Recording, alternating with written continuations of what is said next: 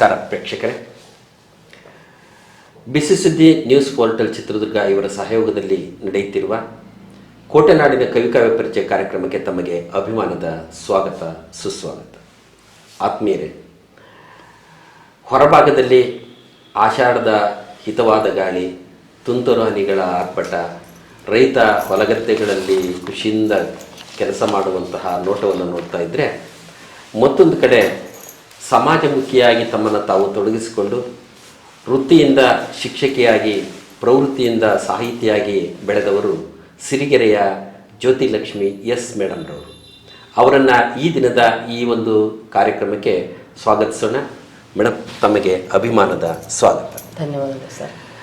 ಜ್ಯೋತಿಲಕ್ಷ್ಮಿ ಮೇಡಮ್ರವರು ವಿದ್ಯಾಭ್ಯಾಸದ ನಂತರದಲ್ಲಿ ಶಿಕ್ಷಕಿಯಾಗಿ ತೊಡಗಿಸಿಕೊಂಡವರು. ಜೊತೆಗೆ ನಿಮ್ಮ ಬಾಲ್ಯದ ಕೆಲವು ನೆನಪುಗಳನ್ನು ಸ್ಮರಿಸಿಕೊಳ್ಳುವಂಥ ಸುಸಂದರ್ಭ ಇದು ಮೇಡಮ್. ನೀವು ಬಾಲ್ಯದಲ್ಲಿ ಓದುವ ಹಂತದಲ್ಲಿ ನಿಮ್ಮ ಕುಟುಂಬ ಮತ್ತು ಶಾಲೆಯ ಪರಿಸರ ನಿಮಗೆ ಹೇಗೆ ನೆರವಾಯಿತು?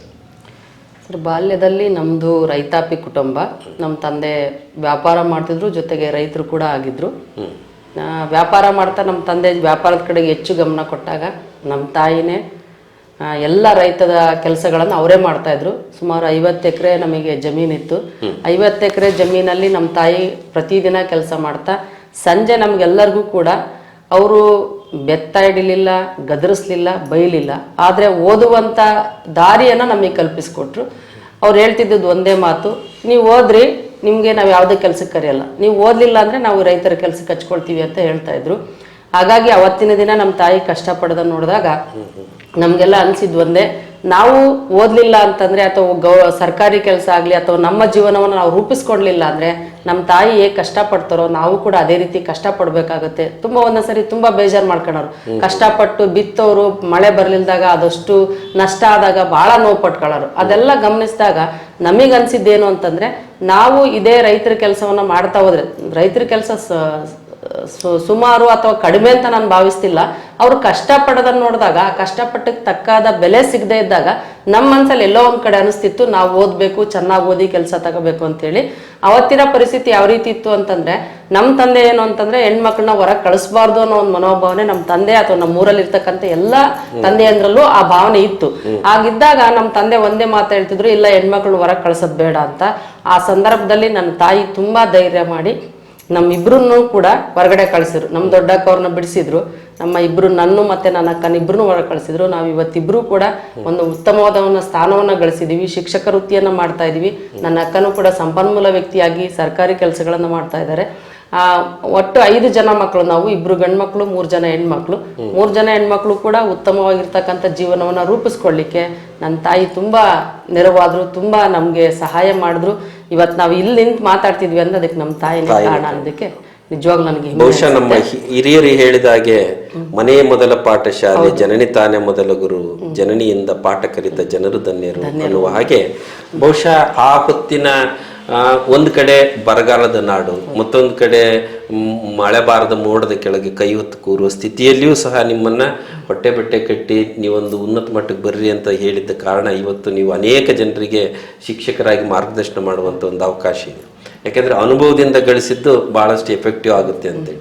ನಂತರದಲ್ಲಿ ನಿಮ್ಮ ವಿದ್ಯಾಭ್ಯಾಸದ ಅಂದರೆ ಟ್ರೈನಿಂಗಿನವರೆಗಿನ ಹಂತದಲ್ಲಿ ನಿಮ್ಮ ಶಿಕ್ಷಕರು ಯಾವ ರೀತಿ ಪ್ರಭಾವ ಬೀರಿದರು? ನಮಗೆ ಪ್ರಾಥಮಿಕ ಹಂತದಲ್ಲಿ ಮೊದಲು ಇದ್ದಂಥ ಶಿಕ್ಷಕರು, ನಾವು 1ನೇ ಕ್ಲಾಸಿಗೆ ತರಗತಿಗೆ ದಾಖಲಾದಾಗ ಮೊದಲಿದ್ದಂಥ ಶಿಕ್ಷಕರು ಇಬ್ಬರು ವರ್ಗಾವಣೆ ಆಗೋದ್ರು. ಹೊಸದಾಗಿ ಒಬ್ಬರು ಆಲೇಕಲ್ಲಿಂದ ಚೆನ್ನಪ್ಪ ಮಾಸ್ಟ್ರು ಅಂತ, ಮತ್ತು ಬಿಳಿಚೋಡಿಂದ ಕೃಷ್ಣಮೂರ್ತಿ ಮಾಸ್ಟ್ರು ಅಂತೇಳಿ ಬಂದರು. ಅವಾಗ ನಮಗೆ ಎಷ್ಟರ ಮಟ್ಟಿಗೆ ಅವರು ಅಡಿಪಾಯ ಹಾಕಿದ್ರು ಅಂತಂದರೆ, ನಮ್ಮದು ಚಿಕ್ಕ ಒಂದು ಹಳ್ಳಿ, ನಾವು ಒಂದು ತರಗತಿಯಲ್ಲಿ ಒಂದು 7-8 ಜನ ಇರ್ತಿದ್ವಿ. 4 ತರಗತಿಗಳನ್ನು ಆ ಕೃಷ್ಣಮೂರ್ತಿ ಸರ್ ಅನ್ನೋರು ಒಬ್ಬರೇ ನಿರ್ವಹಿಸ್ತಾ ಇದ್ರು. ಅವ್ರು ಯಾವ ರೀತಿ ನಮಗೆ ಬುನಾದಿ ಹಾಕಿದ್ರು ಅಂದರೆ, ಟೇಬಲ್ ಸುತ್ತ ನಮ್ಮನ್ನು ನಿಲ್ಲಿಸ್ಕೊಂಡು ಪಾಠವನ್ನು ಕಲಿಸಿದ್ರು. ಅವರು 4 ವರ್ಷಗಳ ಕಾಲ ನಮ್ಮೂರಲ್ಲಿ ವೃತ್ತಿಯನ್ನು ಮಾಡಿದ್ರು. ಆ 4 ವರ್ಷದಲ್ಲಿರ್ತಕ್ಕಂಥ ಪ್ರತಿ ವಿದ್ಯಾರ್ಥಿಯು ನಾವು ಇವತ್ತು ಸರ್ಕಾರಿ ಕೆಲಸದಲ್ಲಿ ಇದ್ದೀವಿ. ನಿಜಕ್ಕೂ ನಾವು ಅವರನ್ನು ಎಷ್ಟು ಸ್ಮರಿಸಿದ್ರೂ ತಪ್ಪಾಗಲ್ಲ. ಅಂತ ಒಂದು ಭದ್ರ ಬುನಾದಿಯನ್ನು ಅವ್ರು ನಮಗೆ ಹಾಕ್ಕೊಟ್ರು. ಅದಾದ ನಂತರ ನಾವು ಮಾಧ್ಯಮಿಕ ಶಾಲೆಗೆ ಬಂದಾಗ ಅಲ್ಲೂ ಕೂಡ ನಮ್ಗೆ ಉತ್ತಮವಾಗಿರ್ತಕ್ಕಂಥ ಶಿಕ್ಷಕರು ಸಿಕ್ಕರು. ಅಲ್ಲಿಂದ ಹೈಸ್ಕೂಲಿಗೆ ಬಂದಾಗ ಅಲ್ಲೂ ಕೂಡ ಕನ್ನಡವನ್ನ ಕಲಿಸ್ಕೊಟ್ಟಂತ ಅವರು ಮುಸ್ಲಿಂ ಶಿಕ್ಷಕರು. ಆದ್ರೆ ಕನ್ನಡವನ್ನು ಎಷ್ಟರ ಮಟ್ಟಿಗೆ ಕಲಿಸಿದ್ರು ಅಂದ್ರೆ ಅವರು ಮಾಡಿದಂತ ಪಾಠಗಳು ಇವತ್ತಿನವರೆಗೂ ನನಗೆ ನೆನಪಿದಾವೆ. ಅವರು ಪಾಠವನ್ನ ಪ್ರಾರಂಭ ಮಾಡೋದಕ್ಕಿಂತ ಮುಂಚೆ ಆಗ್ತಕ್ಕಂಥ ಒಂದು ಪೀಠಿಕೆ ಆಗಿರ್ಬೋದು, ಪಾಠದ ಬೆಳವಣಿಗೆ ಆಗಿರ್ಬೋದು, ಅದು ಕೊಡುವಂತ ಉದಾಹರಣೆಗಳಾಗಿರ್ಬೋದು, ಆ ಎಲ್ಲವುಗಳನ್ನು ಕೂಡ ಇವತ್ತು ನಾನು ನನ್ನ ತರಗತಿಯಲ್ಲಿ ಬೋಧಿಸುವಾಗ ನಾನು ಅವನ್ನೆಲ್ಲವನ್ನೂ ಬಳಸ್ಕೊಳ್ತಾ ಇದ್ದೀನಿ. ಗಣಿತ ಶಿಕ್ಷಕರು ಕೂಡ ಅಷ್ಟೇನೆ ತುಂಬಾ ಚೆನ್ನಾಗಿ ಕಲಿಸಿದ್ರು. ಇವತ್ತು ನನ್ನ ಶಾಲೆಯಲ್ಲಿ ಮಕ್ಕಳು ನನಗೆ ಗಣಿತದಲ್ಲಿ ತುಂಬಾ ಬುದ್ಧಿವಂತರಾಗ್ತಿದ್ದಾರೆ ಅಂದ್ರೆ ಅವತ್ತು ಅವರು ಹೈಸ್ಕೂಲ್ನಲ್ಲಿ ಹಾಕಿ ಕೊಟ್ಟಂತ ಬುನಾದಿ ಏನಿದೆಯೋ ಅದು ನನಗೆ ಇವತ್ತು ತುಂಬಾ ಸಹಾಯ ಮಾಡ್ತಾ ಇದೆ. ಒಟ್ಟಾರೆಯಾಗಿ ಹೇಳ್ಬೇಕಂದ್ರೆ ನನಗೆ ಪ್ರಾಥಮಿಕ ಹಂತದಿಂದ ಹಿಡಿದು TCH ಹಂತದವರೆಗೂ ಎಲ್ಲ ಉತ್ತಮ ಶಿಕ್ಷಕರು ದೊರೆತಿದ್ರಿಂದ ನಾವು ಉತ್ತಮ ಕಲಿಕೆ ಆಗ್ಲಿಕ್ಕೆ ನಮ್ಮಿಂದ ಸಾಧ್ಯ ಆಯ್ತು. ಆ ಕಲಿಕೆಯನ್ನ ನನ್ನ ಮಕ್ಕಳಿಗೂ ಕಲಿಸ್ಲಿಕ್ಕೆ ನನಗೆ ತುಂಬಾ ಅನುಕೂಲ. ಅನೇಕ ಸಂದರ್ಭಗಳಲ್ಲಿ ಒಳ್ಳೆ ಬಿಲ್ಡಿಂಗ್ ಇರಬೇಕು, ಹೈಫೈ ಇದಿರಬೇಕು, ಸೌಲಭ್ಯ ಇರಬೇಕು, ಯೂನಿಫಾರ್ಮ್ ಇರಬೇಕು, ಶೂಸ್ ಇರಬೇಕು ಅಂತ ಬೆನ್ನತ್ಕೊಂಡು ಹೋಗುವ ಪೋಷಕರಿಗೆ ಬಹುಶಃ ನೀವು ಹೇಳುವಂಥ ರೀತಿಯಲ್ಲಿ ಅವೆಲ್ಲವುಗಳನ್ನು ಹೊರತುಪಡಿಸಿ ಉತ್ತಮ ಶಿಕ್ಷಕರಿದ್ದರೆ ವ್ಯಕ್ತಿತ್ವ ಮತ್ತು ನಮ್ಮ ಬದುಕು ಹಿರಿದಾಗುತ್ತೆ ಅನ್ನುವಂಥದ್ದಕ್ಕೆ ಭಾಳ ಅರ್ಥಪೂರ್ಣವಾದ ಮಾತುಗಳನ್ನು ಹೇಳಿದ್ದೀರಿ. ನಂತರ ನಿಮ್ಮದು TCH ಆಗುತ್ತೆ, ಶಿಕ್ಷಕರಾಗಿ ವೃತ್ತಿಗೆ ಸೇರ್ಕೊಳ್ತೀರಿ. ವೃತ್ತಿ ಬದುಕಿನ ಇಷ್ಟು ವರ್ಷದ ಸಂದರ್ಭದಲ್ಲಿ ನೀವು ನಿಮ್ಮ ಮಕ್ಕಳಿಗೆ ಯಾವ ರೀತಿಯಲ್ಲಿ ರೋಲ್ ಮಾಡೆಲ್ ಆಗಿದ್ದೀರಿ? ಅದಕ್ಕಂತೂ ನಾನು ತುಂಬಾ ಹೆಮ್ಮೆ ಪಡ್ತೀನಿ. ಶಿಕ್ಷಕ ವೃತ್ತಿಗೆ ನಾನು ಬಂದಿರೋದನ್ನು ತುಂಬಾ ಹೆಮ್ಮೆ ಪಡ್ತೀನಿ. ಯಾಕಂದ್ರೆ ನಾನು ಇವತ್ತು 27 ವರ್ಷ ಸಾರ್ಥಕ ಸೇವೆಯನ್ನು ಸಲ್ಲಿಸ್ತಾ ಇದ್ದೀನಿ. ನನ್ನ ಕೈಯಲ್ಲಿ ಓದಿದಂತ ವಿದ್ಯಾರ್ಥಿಗಳು ಇವತ್ತು ತುಂಬಾ ಉನ್ನತ ಮಟ್ಟದಲ್ಲಿ ಇದ್ದಾರೆ. ಇವತ್ತು ಆ ಎಲ್ಲ ಮಕ್ಕಳು ಕೂಡ ಪ್ರತಿ ಹಂತದಲ್ಲೂ ಕೂಡ ನನ್ನ ಸ್ಮರಿಸ್ಕೊಳ್ತಾರೆ. ಎಲ್ಲೇ ಸಿಗ್ಲಿ ಅವರು ನಾವು ಓದುವಾಗ ನೀವಿಂತ ಮಾತು ಹೇಳಿದ್ರಿ, ಅವತ್ತು ನೀವು ಹೇಳ್ತಾ ಇದ್ರಿ ಪ್ರತಿ ಸರಿ ಮಲಗಿ ಕಾಣುವುದು ಕನಸಲ್ಲ, ಎದ್ದಾಗ ಕಂಡಂತ ಕಾಣುವುದು ಕನಸು, ಕನಸನ್ನ ನನಸಾಗುವಲ್ಲಿ ಮಾಡುವಂತ ಪ್ರಯತ್ನ ಏನಿದೆಯೋ ಅದು ಬಹಳ ಮುಖ್ಯ ಅಂತ ನೀವು ಯಾವಾಗ್ಲೂ ತರಗತಿಯಲ್ಲಿ ಬೋಧನೆಯನ್ನ ಮಾಡುವಾಗ ಹೇಳ್ತಾ ಇದ್ರಿ. ಆ ಮಾತು ಇವತ್ತಿಗೂ ನಾವು ಸ್ಮರಿಸ್ಕೊಳ್ತಾ ಇದೀವಿ. ನಿಮ್ಮ ಆ ಮಾತನ್ನ ಇಟ್ಕೊಂಡೇ ನಾವು ಗುರಿ ಕಡೆಗೆ ಸಾಧನೆಯನ್ನ ಮಾಡಿದಾಗ ಇವತ್ತು ನಾವು ಉತ್ತಮ ಸ್ಥಾನಕ್ಕೆ ಬಂದಿದ್ದೀವಿ. ಅದರಲ್ಲಿ ನಿಮ್ಮ ಪಾತ್ರ ತುಂಬಾ ಹಿರಿದಾಗಿದೆ ಅಂತ ಹೇಳಿ ನನಗೆ ಸಿಕ್ಕಂತ ಶಿಕ್ಷಕರೆಲ್ಲ ವಿದ್ಯಾರ್ಥಿಗಳೆಲ್ಲರೂ ಕೂಡ ಇವತ್ತು ಸ್ಮರಿಸ್ಕೊಳ್ತಾ ಇದ್ದಾರೆ.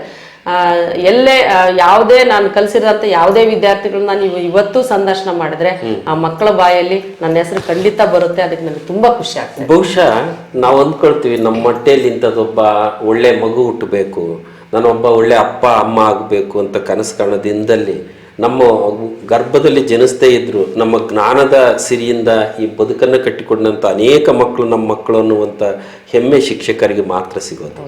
ಅಂಥ ಒಂದು ಪವಿತ್ರವಾದಂಥ ಕಾರ್ಯದಲ್ಲಿ ನೀವೇನು ಕೆಲಸವನ್ನು ಮಾಡ್ತಾ ಇದ್ದೀರಿ.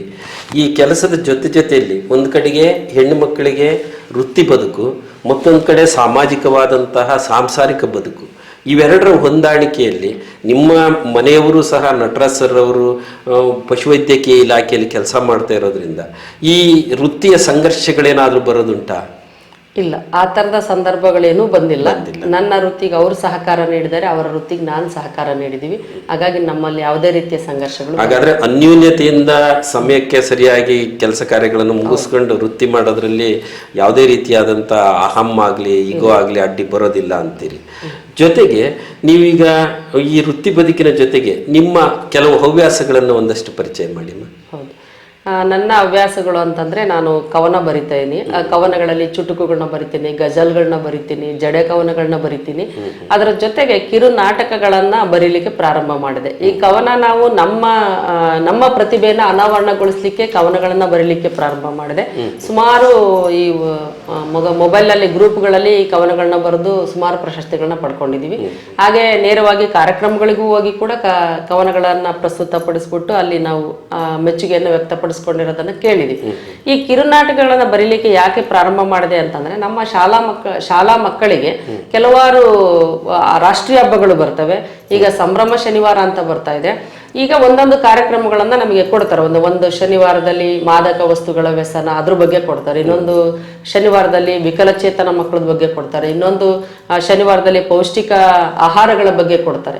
ಇದನ್ನ ನಾವೇ ಶಿಕ್ಷಕರು ಭಾಷಣ ಮಾಡೋದ್ರಿಂದ, ಮಕ್ಕಳಿಗೆ ಭಾಷಣ ಕೊಡೋದ್ರಿಂದ ಆ ಭಾಷಣವನ್ನ ಅಷ್ಟಾಗಿ ಮಕ್ಕಳು ಕೇಳೋದಿಲ್ಲ, ಗಮನಿಸೋದಿಲ್ಲ ಅಂತೇಳಿ ಅಲ್ಲಿರೋ ಅಂತ ತುಂಬಾ ಬುದ್ಧಿವಂತ ಮಕ್ಕಳನ್ನ ಆಯ್ಕೆ ಮಾಡಿಕೊಂಡು ಅದಕ್ಕೆ ತಕ್ಕಂಗೆ ಪೂರಕವಾಗಿ ನಾನೇ ಕಿರು ನಾಟಕಗಳನ್ನ ಬರೆದು ಅವುಗಳನ್ನ ನಿರ್ದೇಶನ ಮಾಡಿ, ಅಂದ್ರೆ ಶಾಲೆಯಲ್ಲಿ ನನಗೆ ಸಮಯ ಆಗೋದಿಲ್ಲ ಅವುಗಳನ್ನ ನಿರ್ದೇಶನ ಮಾಡ್ಲಿಕ್ಕೆ, ಶನಿವಾರ ಭಾನುವಾರ ನಮ್ಮ ಮನೆಗೆ ಆ ಮಕ್ಕಳನ್ನ ಕರೆಸ್ಕೊಂಡು ಆ ಮಕ್ಕಳಿಗೆ ಕಲಿಸಿ ಅದಕ್ಕೆ ಬೇಕಾಗಿರ್ತಕ್ಕಂಥ ಉಡುಪುಗಳ ಸಿದ್ಧತೆಯನ್ನ ಮಾಡ್ಬಿಟ್ಟು ಅವತ್ತು ಯಾವ ದಿನ ಕಾರ್ಯಕ್ರಮ ಇರುತ್ತೋ ಆ ದಿನ ಆ ಕಿರು ನಾಟಕಗಳನ್ನ ಮಾಡಿಸ್ತೀವಿ. ಅಂದ್ರೆ ಶಿಕ್ಷಕ ಕೇವಲ ಒಬ್ಬ ಪಾಠ ಬೋಧನೆಯ ಮಾರ್ಗದರ್ಶಕ ಆಗೋದಷ್ಟೇ ಅಲ್ಲದೆ ಸೃಜನಶೀಲ ವ್ಯಕ್ತಿಯಾಗಿದ್ರೆ ಇಟ್ಟಿರುವಂಥ ಪಠ್ಯ ಮತ್ತು ಪರಿಸರದಕ್ಕೆ ಸಂಬಂಧಪಟ್ಟಂಥ ವಿಚಾರಗಳನ್ನು ಇಟ್ಕೊಂಡು ಮಕ್ಕಳಿಗೆ ಒಂದು ಅರ್ಥಪೂರ್ಣವಾದ ಕಲಿಕೆಗೆ ಪೂರಕ ಆಗುವಂಥ ರೀತಿಯಲ್ಲಿ ನಾಟಕಗಳು ಪ್ರಯತ್ನ ಮಾಡ್ತಾ ಹೊರಟಿದ್ದೀರಿ.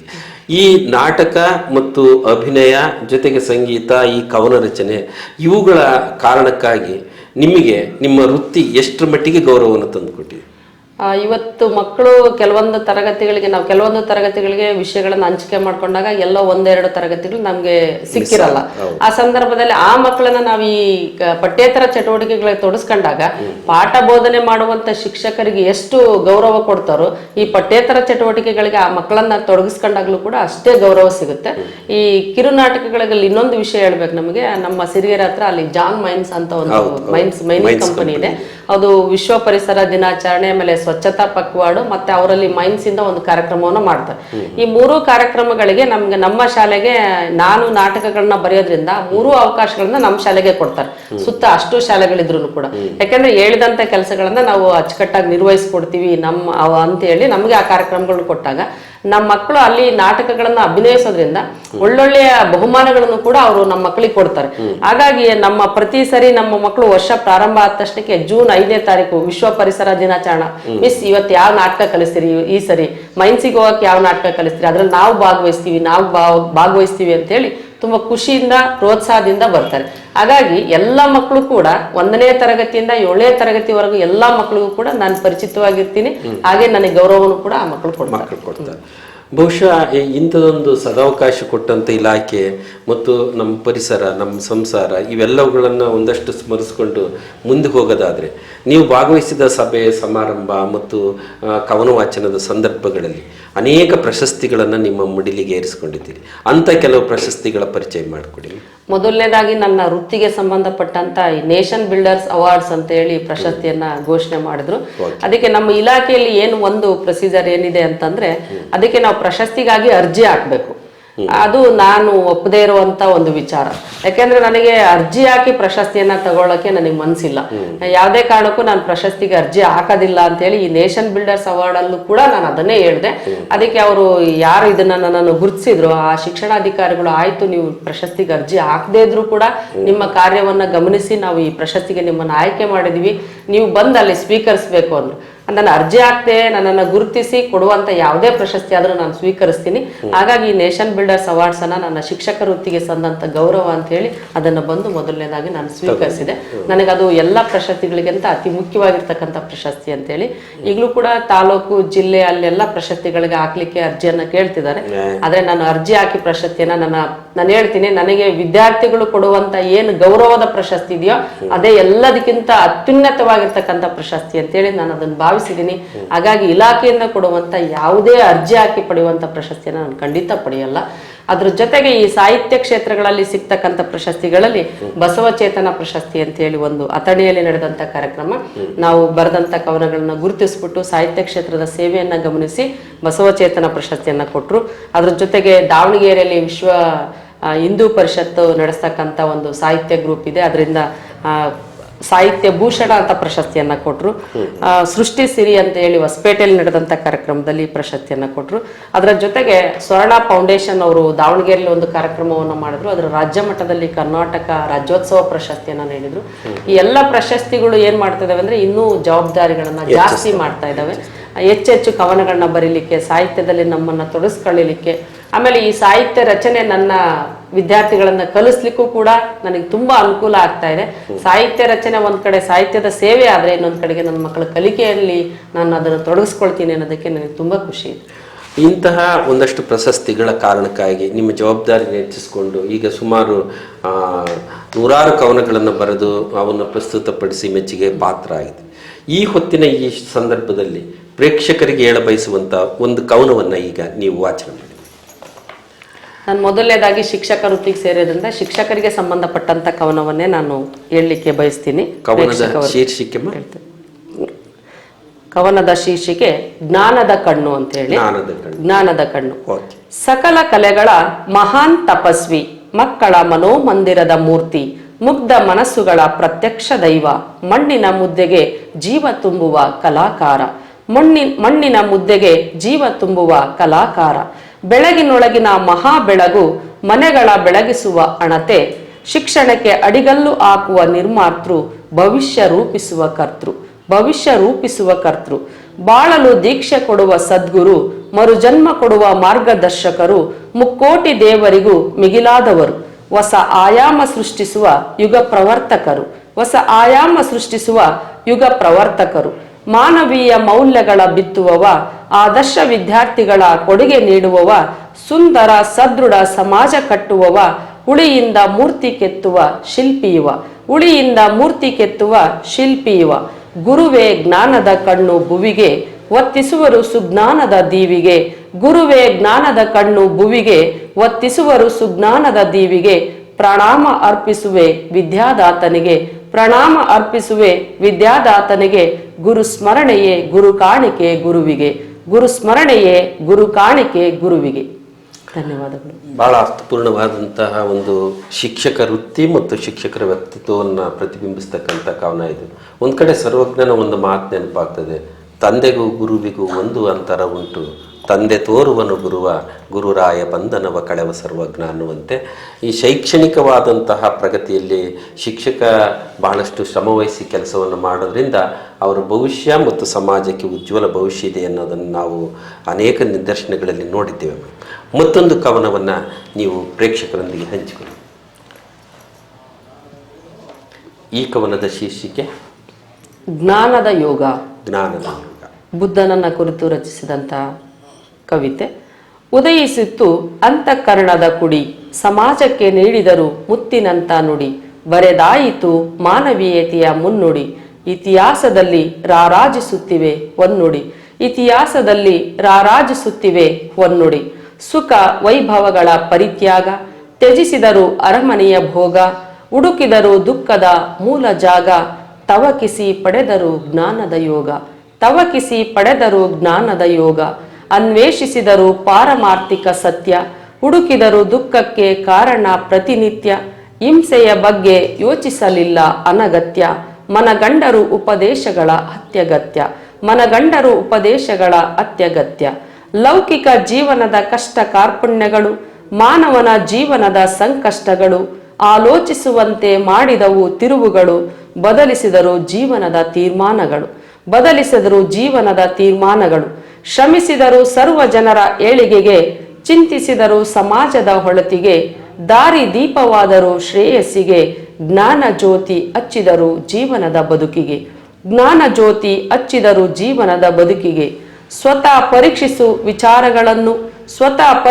ವಿಚಾರಗಳನ್ನು, ಪ್ರಮಾಣಿಸು ಸುಕಾರ್ಯ ಕಾಯಕವನ್ನು, ವಿಶ್ಲೇಷಿಸಿ ಆರಾಧಿಸು ಕರ್ತವ್ಯವನ್ನು, ಬುದ್ಧನಾಗಿ ಮೆಚ್ಚಿಸಿದರು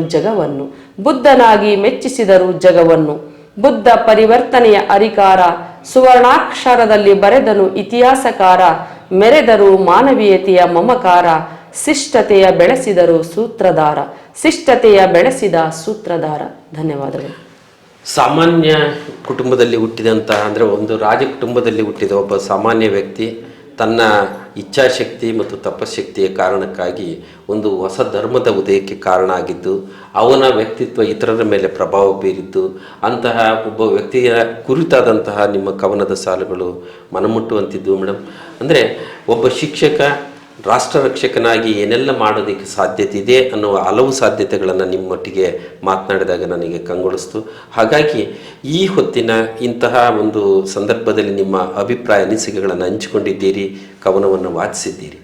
ನಮ್ಮ ಬಳಗದ ಆಶಯ ಇಷ್ಟೇ, ನೀವೇನು ಸಂಗ್ರಹಿಸಿಟ್ಟು ಬರೆದಿಟ್ಟಿರುವಂತಹ ಕವನಗಳ ಪುಸ್ತಕ ಆದಷ್ಟು ಶೀಘ್ರದಲ್ಲಿ ತೆರೆ ಕಾಣಲಿ, ಪ್ರಕಟಣೆಗೊಳ್ಳಲಿ ಅಂತ ಆಶಿಸ್ತಾ ನಮ್ಮ ಕಾರ್ಯಕ್ರಮದಲ್ಲಿ ಪಾಲ್ಗೊಂಡಿದ್ದಕ್ಕಾಗಿ ಬಿಸಿ ಸುದ್ದಿ ವಾಹಿನಿ ಬಳಗದ ಪರವಾಗಿ ನಿಮಗೆ ಅಭಿಮಾನದ ವಂದನೆಗಳು.